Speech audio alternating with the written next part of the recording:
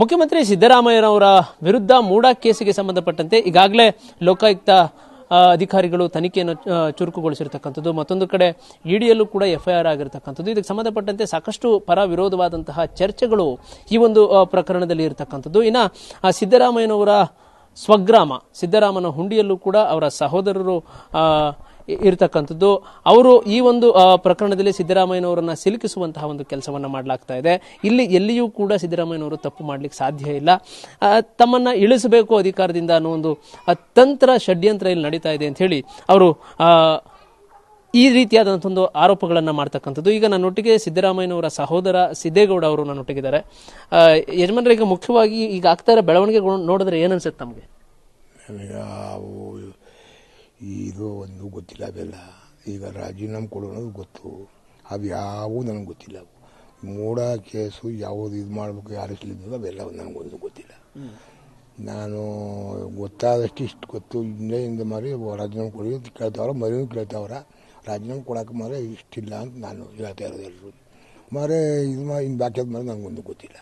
ಅಂದರೆ ಈ ಸಿದ್ದರಾಮಯ್ಯ ಅವ್ರನ್ನ ನೀವು ಚಿಕ್ಕ ವಯಸ್ಸಿಂದನೂ ನೋಡಿದಿರಿ, ಜೊತೆಲಿ ಬೆಳೆದಂಥವ್ರು. ಅವರು ಯಾವಾಗಾದ್ರೂ ಈ ಥರ ಆಸೆ ಮಾಡಿದ್ರ, ಆಸ್ತಿ ಹಣ ಅಂತ? ಏನು ಅವರು ಪ್ರೀತಿನೇ ಮಡಗಿಲ್ಲ. ಅವ್ರು ಯಾವ ಈ ಕಥೆ ನೋಡಿಲ್ಲ, ಮಗುವಿಲ್ಲ. ಅವರು ಹುಟ್ಟಿದ ಆಸ್ತಿ ಮೇಲೆ ಜ್ಞಾನ ಇದೆ ಅವ್ರಿಗೆ. ಎಲ್ಲ ನಮ್ಮ ತಾಯಿ ತಂದೆ ಮಾಡಿದ್ರು. ಮದುವೆ ಅವರು ಓದಕ್ಕೆ ಕೊಟ್ಟವರು. ನೋಡಪ್ಪ ಇಷ್ಟ ಆಯಿತು, ಇಷ್ಟು ಗೊತ್ತು. ಇನ್ನು ಬಗ್ಗೆ ನಮ್ಗೆ ಗೊತ್ತಿದ್ದು ಈಗ ಮೂಡ ಕೇಸ್ನೆಲ್ಲ ನಮ್ಗೆ ಏನು ಗೊತ್ತು.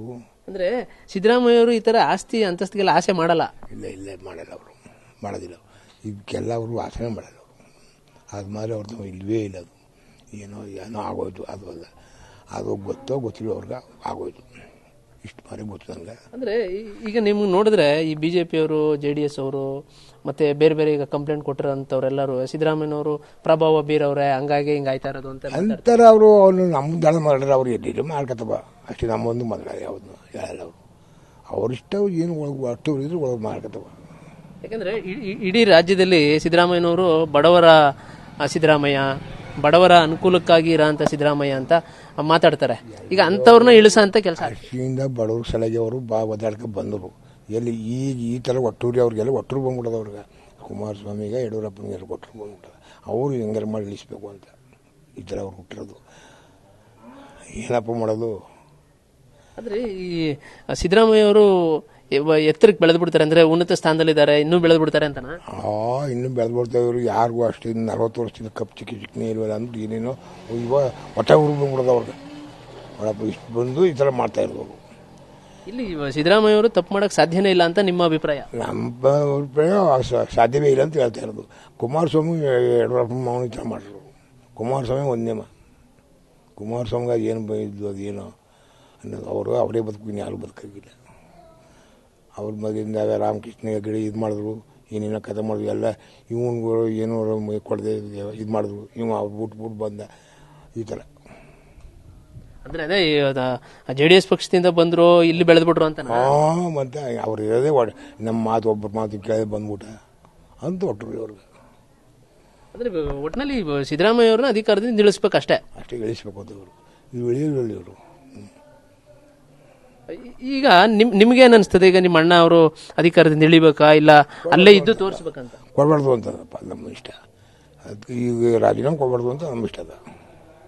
ಅಂದರೆ ಸಿದ್ದರಾಮಯ್ಯ ಅವರು ಈ ಒಂದು ಪ್ರಕರಣದಲ್ಲಿ ತಪ್ಪು ಮಾಡೋಕ್ಕೆ ಸಾಧ್ಯ ಇಲ್ಲ ಅಂತಾರೆ. ಸಾಧ್ಯವೇ ಇಲ್ಲ. ಅದು ಅವರು ಹೆಂಗಸರು ಗೊತ್ತು, ಅದು ನಮ್ಗೆ ಗೊತ್ತಿಲ್ಲ. ಒಟ್ಟು ಇವ್ರು ತಪ್ಪು ಮಾಡಿಲ್ಲ, ಯಾವ ಕಾರಣಕ್ಕೂ ತಪ್ಪು ಮಾಡಿಲ್ಲ. ಒಳಪ್ಪ ಇಷ್ಟು ಹೇಳ್ತೀನಿ. ಇನ್ನು ಗೊತ್ತಿಲ್ಲ ಹೇಳೋಕ್ಕಾಗಲ್ಲ. ಅಂದರೆ ಈಗ ನೀವು ನೋಡ್ದಂಗೆ ಮುಖ್ಯಮಂತ್ರಿಗಳು ಹಿಂದೆ ಅವರು ಯುವಕರಾಗಿದ್ದಂಥ ಸಂದರ್ಭದಲ್ಲಿ ಮನೆ ಕಟ್ಟಬೇಕು, ಆಸ್ತಿ ತಗೋಬೇಕು, ಸಂಪಾದನೆ ಮಾಡಬೇಕು, ಈ ಥರ ಏನಾದರೂ ಪ್ರಯತ್ನ ಮಾಡ್ತಿದ್ರ? ಇಲ್ಲ ಅದು ಅವ್ರ ಬುದ್ಧಿಲೇ ಬಂದಿಲ್ಲ. ಇದು ಅವ್ರು ನಾನು ಜಮೀನು ತಗೋಬೇಕು, ಇದು ಮಾಡಬೇಕು ಅನ್ನೋದು ಅವ್ರ ಬುದ್ಧಿಲೇ ಬಂದಿಲ್ಲ. ಯಾವಾಗ ಬಾಯಿಲ್ ಅಂದೇ ಇಲ್ಲ ಅವರು. ಈಗ ನೀವುಗಳು ಸಿಕ್ಕಿದಾಗ್ಲೂ ಸಂಪಾದನೆ ಮಾಡ್ರೋ ಹಂಗೆ ಹಿಂಗೆ ಏನು ಅಂತಿರ್ಲಿಲ್ವಾ? ಹೋಗಿ ಜಮೀನಿಗೆ ಮಾಡೋಗ್ರಿ, ಯಾಕೆ ಇರ್ಬೋದಾರಿ ಅದನ್ನ. ಈಗಲೂ ಅಷ್ಟೇ, ಇವ್ಗಳಿಗೂ ಅಷ್ಟೇ. ಅಂತ ಸಿದ್ದರಾಮಯ್ಯನವ್ರ ಮೇಲೆ ಈ ಥರದೊಂದು ಕೇಸ್ ಬಂದಿದೆ. ಈಗ ಟೂರಿ ಕಂಟ್ರಿ ಅವ್ರಿಗೆ ಇವರು ನಮ್ಗೆಲ್ಲ ಎದುರಿಸ್ಕೊಂಡು ಮಾಡ್ತಾರಲ್ಲ ಅಂದ್ಬಿಟ್ಟು ಒಟ್ಟರು ಅವ್ರಿಗೆ ಯಾರಿಗೂ ಬಗ್ಗೋದಿಲ್ಲ ಅಂದ್ಬಿಟ್ಟು ಬಂದಿರೋದು ಈ ಥರ. ಈಗಾಗಲೇ ಸಿದ್ದರಾಮಯ್ಯ ಅವ್ರ ಮೇಲೆ ಮತ್ತು ನಿಮ್ಮ ಅತ್ತಿಗೆಯವ್ರ ಮೇಲೆ ಅವ್ರ ಮೇಲೆಲ್ಲ FIR ಆಗಿದೆ, ಈಗ FIR ಆಗಿ ತನಿಖೆ ಸ್ಟಾರ್ಟ್ ಆಗಿದೆ ಈಗ. ಆಯ್ತಾ ತನಿಖೆ ಮಾಡ್ತಾ ಇರಲಿ, ಇನ್ನು ಅವೆಲ್ಲ ನಮಗೆ ಈಗ ಮಾಡೋದು ಗೊತ್ತು ಹೊರತು ಅದಕ್ಕೂ ಮುಂಚೆ ನಮ್ಗೆ ಎಂದೂ ಗೊತ್ತಿಲ್ಲ. ಅಂದ್ರೆ ಈ ಪ್ರಕರಣದಿಂದ ಯಾವುದೇ ತಪ್ಪಿಲ್ಲ ಅಂತ ಮುಖ್ಯಮಂತ್ರಿಗಳು ಬರ್ತಾರೆ ಅಂತ ನಿಮ್ಗೆ ಅನಿಸ್ತದ?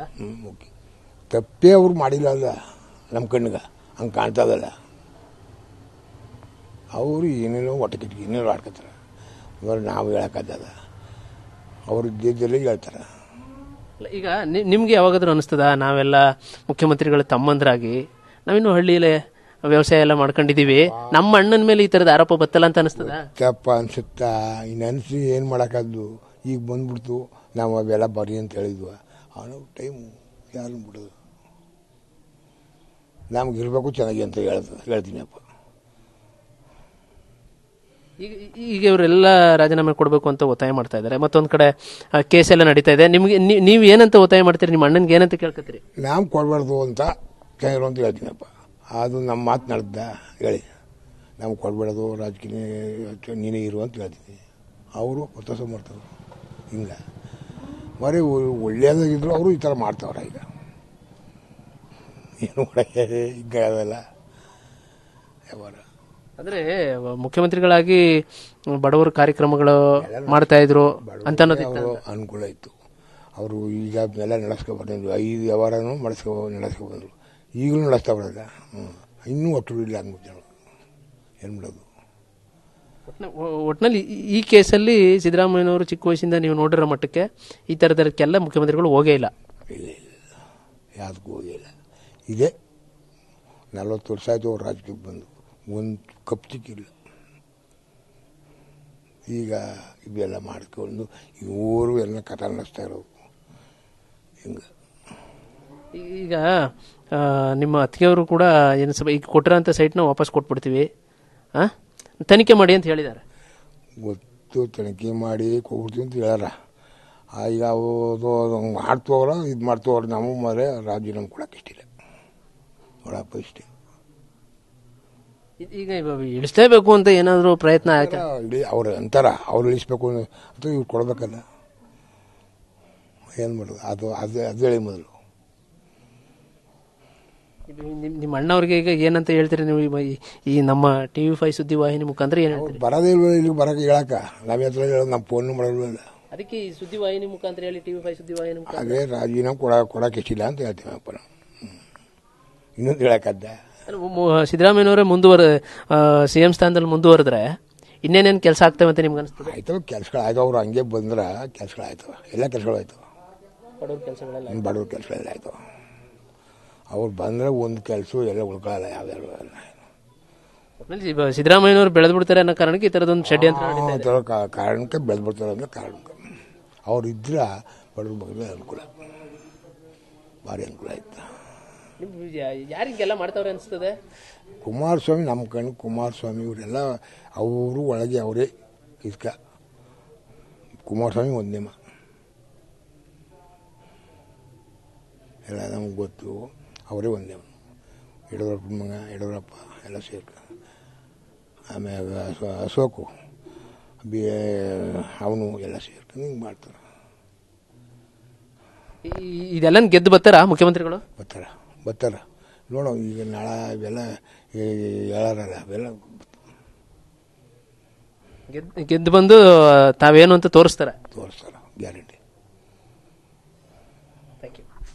ಇದು ಸಿದ್ದೇಗೌಡರ ಮಾತುಗಳು. ಮುಖ್ಯವಾಗಿ ಮುಖ್ಯಮಂತ್ರಿಗಳ ರಾಜಕೀಯ ಜೀವನದಲ್ಲಿ ಎಲ್ಲಿಯೂ ಕೂಡ ಒಂದು ಸಣ್ಣ ಕಪ್ಪು ಚುಕ್ಕೆಯೂ ಕೂಡ ಇಲ್ಲ. ಇಂಥ ರಾಜಕಾರಣಿಯನ್ನ ಕೆಳಗಿಳಿಸಬೇಕು, ಅವರ ರಾಜಕೀಯ ಜೀವನದಲ್ಲಿ ಕಪ್ಪು ಚುಕ್ಕಿಯನ್ನು ತರಬೇಕು ಅಂತ ಹೇಳಿ ಷಡ್ಯಂತ್ರವನ್ನು ಮಾಡಲಾಗ್ತಾ ಇದೆ. ಎದುರಾಳಿ ಪಕ್ಷಗಳು ಮಾಡ್ತಾ ಇರತಕ್ಕಂಥ ಈ ಆರೋಪಗಳೆಲ್ಲವನ್ನು ಕೂಡ ಗೆದ್ದು ಬರ್ತಾರೆ, ಮುಖ್ಯಮಂತ್ರಿಗಳಾಗಿ ಮುಂದುವರಿತಾರೆ. ಅವರು ರಾಜೀನಾಮೆ ಕೊಡ್ತಕ್ಕಂಥದ್ದು ನಮಗೆ ಇಷ್ಟ ಇಲ್ಲ.